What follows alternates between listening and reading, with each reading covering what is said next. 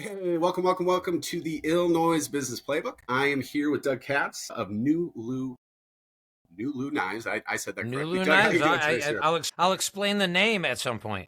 Excellent. You doing good today, sir? I'm doing great. How about yourself?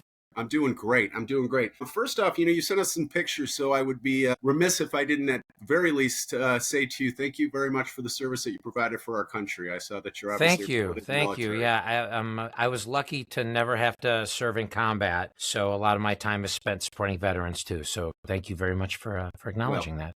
very much appreciated for everyone that I know and love. So thanks again, Doug. We are kind of doing this at the beginning of the week. So I would also love to ask you, did you do anything fun or exciting over the weekend? Anything stand out for you? It was good. I actually went to the range with my son on Saturday, and we had a good time doing that.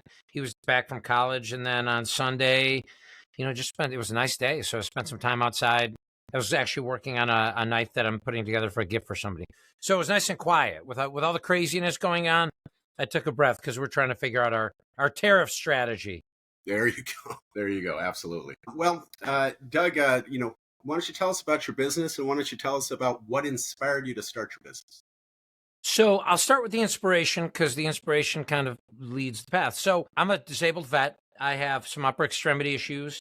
As I said, I'm also a novice knifesmith, and I'm a culinary enthusiast. And at one point, I was having some major issues right before my shoulder got reconstructed. I still have a lot of issues with upper extremity issues in the joints, and I couldn't cook and I couldn't make a knife.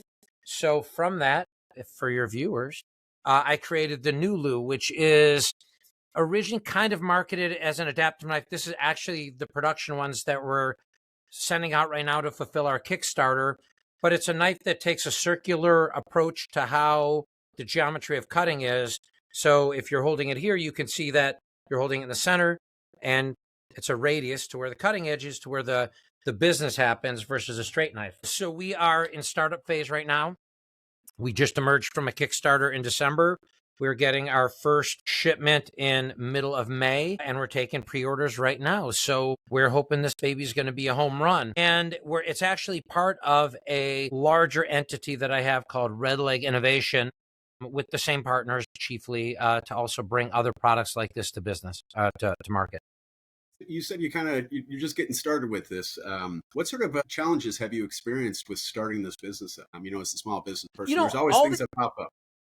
All the expected ones, right? Right. The things like, just finding a manufacturer, building a team, all those kind of things.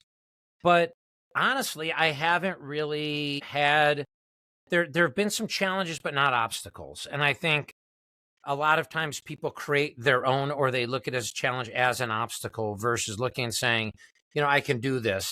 I am very, very fortunate to have a good network and a lot of people who believed in this project. And as a result, I was able to build a team of people who shared the vision. I think the biggest stuff right now is, again, for us, it's going to be things like tariffs. Like, we tried to make this in the US. We were unable to do it. So now we're scrambling a little bit because we had no choice but to make it overseas.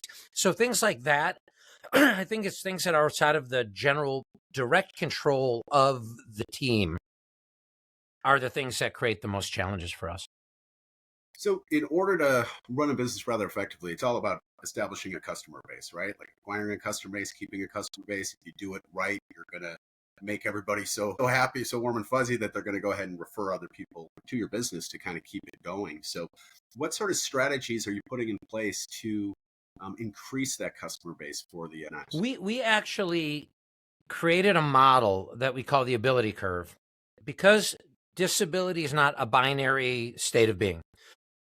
God, pardon me 1 second. Let me take a drink. Disability is related to a particular task, the way we think of it, right?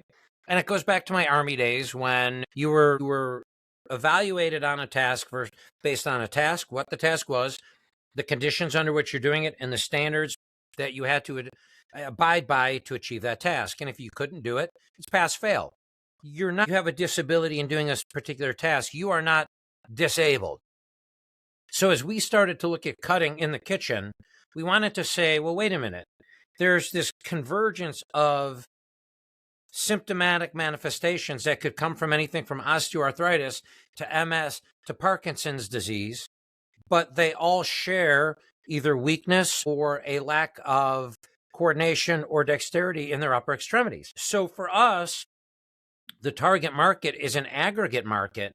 But what we discovered when we looked at it as a task is people will move in and out of disability throughout their lives. I had shoulder surgery. I'm less disabled in my upper body than I was before the surgery, but I still have issues. So I'm somewhere else on the curve, and the curve is a lifetime. But what's an interesting inspiration or innovation or thought that we've come up with is if you look at, let's say, a child lacks the strength, coordination, and dexterity to use a knife like an adult would. Under the definition of being able or disabled, they are disabled in doing a task that an adult generally would. So what we're trying to do is, with our market, get to where people understand that we're all in this together, and you will, if you are not disabled now, if you are fortunate and blessed enough not to have a chronic problem, a genetic issue or an injury, had been through an accident, there's a lot of ways you can be. If you're fortunate enough to not have that, guess what? You're going to age into it. Father Time wins. Yes. Hands Undefeated. down. So where we're trying to get to is to say, buy your beautiful knives, do whatever, but there's an application of this for everybody. On the younger side, where they're going to age into ability and then back into disability, we want to change how everybody thinks about cutting through their entire life cycle. I love it. Yeah, I'm a big sports fan, Doug, and they always say Father Time is undefeated. So you're absolutely yes. Yep. Absolutely. Absolutely. Now, in order to be successful as a business owner, it's very important to be proactive rather than reactive, right? So what sort of future trends do you anticipate in the industry, and how do you plan on dealing with those trends? We're fortunate, and we talk about this a lot, actually, that there's a simplicity to our product where we won't be like a here today, gone tomorrow platform where, like, once your grandparents or parents are on it, you don't even want to be on it anymore because it's not cool, kind of thing. So where we want to get to, and this is part of why we have the parent company, is accessories and other things within the NuLu ecosystem that play upon the same geometry and addressing this ability curve. So other knives, other designs, handle refinement, accessories. But what we hope to do, and this is where what we're learning on NuLu will help us with other things, is go to market much more rapidly and much more efficiently with similar products that solve similar problems, but not all under the same brand. They'll be under the same parent company. So for us, what we're doing is, instead of, and we do have a full roadmap for NuLu, but learn what we did from there, continue to refine our model of going from ideation to prototype to minimum viable product to market, and get them to market with a focus and a stress on simple products. I have a friend with MS, and he mentioned the huge impact of simple improvements. And I butchered that, but you get the idea. And that's where we want to be from a product perspective, continuing to evolve NuLu, but find other products and maybe other entrepreneurs that my partners and I can help do what we did with NuLu, because there's a lot of innovation in the space that has the need in the first place, right? We kind of going full circle with where your question was. Sure. In the beginning. So as you've decided to take this on, you've decided to take this next adventure, this next chapter, right? What is a moment of success? What's something that stands out to you, something that's really inspiring, really motivating to you, that really, like, still to this day kind of sticks with you, and you realize, boy, I'm doing the right thing? And it was when I first saw the knife, like when I first saw the production one, like it was, wow, this is, because I've always been in service industry stuff, right? So there was never this tangible, wow, this was in my brain 2 years ago. And through the hard work of this fantastic team, it's something that is better than anything. Like literally, it now is out there, and who knows? It could change So that was the big one. Is actually bringing the product to market, but more so, we got together one Saturday and to fulfill our Kickstarter and fill a lot of boxes. And I might have lost you there. And my team had never worked together, and we've been remote. And everyone got together and worked so awesomely together that it was this contentment that we're going to continue and run into the challenges that you were asking about before and the seeming obstacles. But success is looking across there and saying, I built an amazing team that I don't think that there's an obstacle. We'll get on calls talking about, let's say, the tariffs, and they're talking me off the ledge, which that's when I know I've got a success. When we're able to work well in that manner, if we can overcome stuff like this, then we're going to make it. How many people, just a little side question, how many people formulate your team? The core team is 5 in Red Leg Innovation, and then within NuLu, same people. We have sort of a shared back end. So as we roll out other brands, legal, design, marketing, all that will reside in Red Leg Innovation, and very specific brand stuff will be in the brands.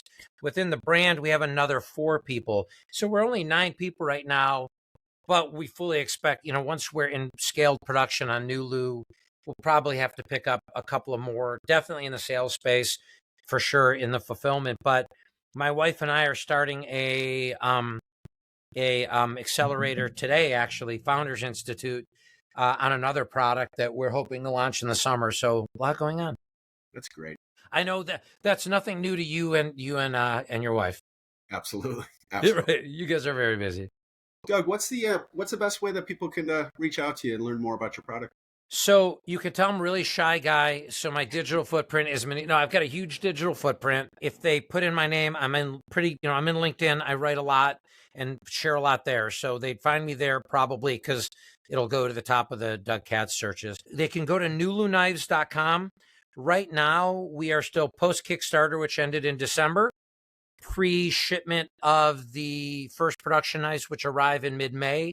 We'll be taking pre-orders within a couple of weeks. People can reach out to me if they would like. My email is dkatz@goredleg.com. There, they can get on the list to be notified when we're going to have our first shipment in and when we're ready for pre-order. Well, listen, Doug, I really appreciate the time you gave us once again. Thank you so much for the service you provided for our country. Oh, and thank you for the platform. What you guys do is amazing. It's hard to stand out and differentiate, and your commitment to small businesses is really fantastic. It really, I hope a lot of people take advantage of it. Excellent. Doug, you have yourself a wonderful day, and it was really a pleasure to talk to you, sir. Thank you. Bye-bye.